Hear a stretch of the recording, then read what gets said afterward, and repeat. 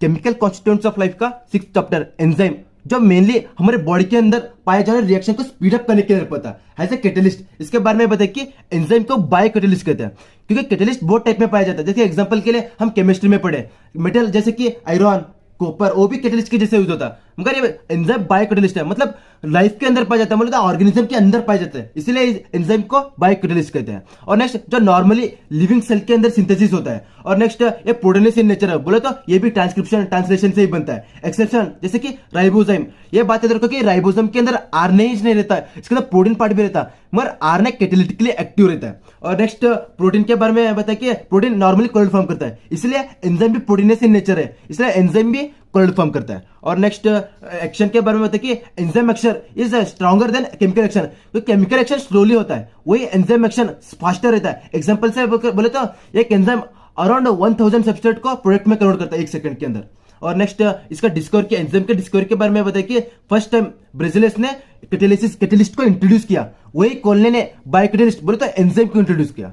और नेक्स्ट बचनर ने first time enzyme को आइसोलेट किया, वही जेम्स समनर ने एंजाइम जो आइसोलेट किया वही वो प्रोटीनस इन नेचर है बोलकर फर्स्ट टाइम जेम्स समनर ने कहा। इसके बाद नेक्स्ट एंजाइम का नोमेनक्लेचर के बारे में बताया कि अर्लियर बोले तो पहले टाइम जब 80s में न्यू एंजाइम इंट्रोड्यूस हो रहे थे, उस टाइम पर डायरेक्टली एक पर्टिकुलर एंजाइम को किसने डिस्कवर किया उस साइंटिस्ट के नाम के ऊपर हम एंजाइम का नाम लिख रहे थे। जैसे कि एग्जांपल के लिए पेप्सिन, ट्रिप्सिन, मगर फेल हो गया क्योंकि ये पर्टिकुलर इस नोमेनक्लेचर के अंदर एक पर्टिकुलर एंजाइम का किस सब्सट्रेट पे एक्ट कर रहा है, उसका फंक्शन क्या है, ये पता नहीं चल रहा था।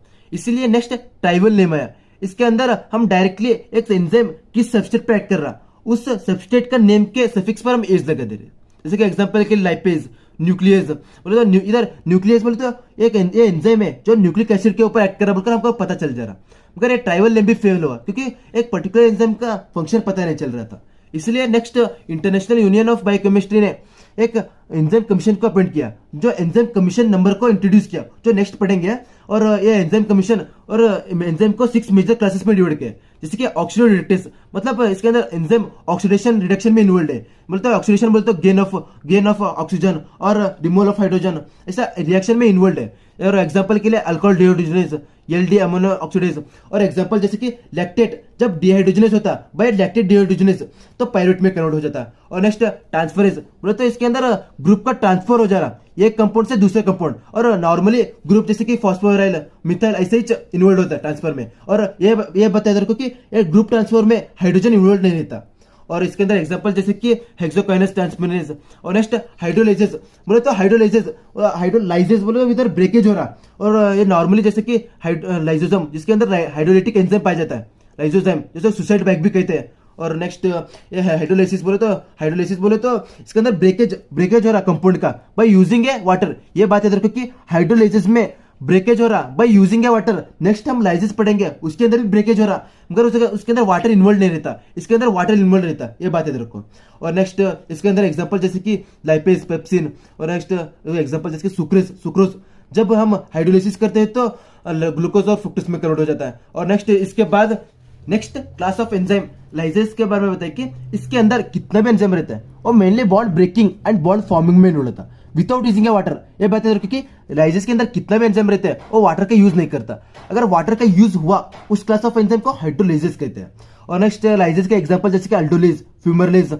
और नेक्स्ट एक्सप्लेनेशन देखिए, जब फ्रुक्टोज 1,6-डाइफॉस्फेट अल्डोलेज के प्रेजेंट में रिएक्ट करते हैं तो फ्रुक्टोज का थर्ड कार्बन ब्रेक होकर ग्लिसरॉल 3-फॉस्फेट एंड डिहाइड्रोक्सी एसीटोन देता है।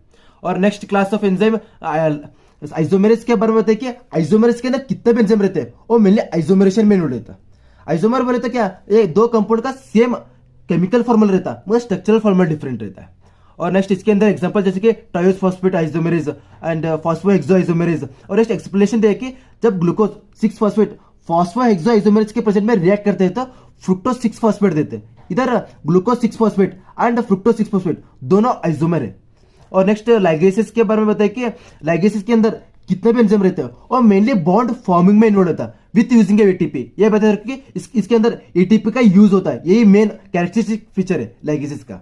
और नेक्स्ट इसके अंदर एग्जांपल देखिए, जब पायरुवेट एंड कार्बन डाइऑक्साइड के बीच में पायरुवेट डिकार्बोक्सिलेज एंड एटीपी के प्रेजेंट में रिएक्ट होता है तो ऑक्सलो एसिटेट देता है। इधर पायरुवेट एंड कार्बन डाइऑक्साइड का कार्बन के बीच में बॉन्ड फॉर्मेशन इन्वॉल्व हो रहा है by using enzyme pyruvate carboxylase which is a ligases. और इसके बाद एंजाइम कमीशन नंबर जो एक पर्टिकुलर एंजाइम को रिप्रेजेंट करने के लिए होता है, जिससे हम एक पर्टिकुलर एंजाइम का क्या फंक्शन है, उसका प्रॉपर्टीज क्या है, वो किस सब्सट्रेट पे अटैच करता है, सभी पता कर सकते हैं। जो नॉर्मली 4 डिजिट से बनता है।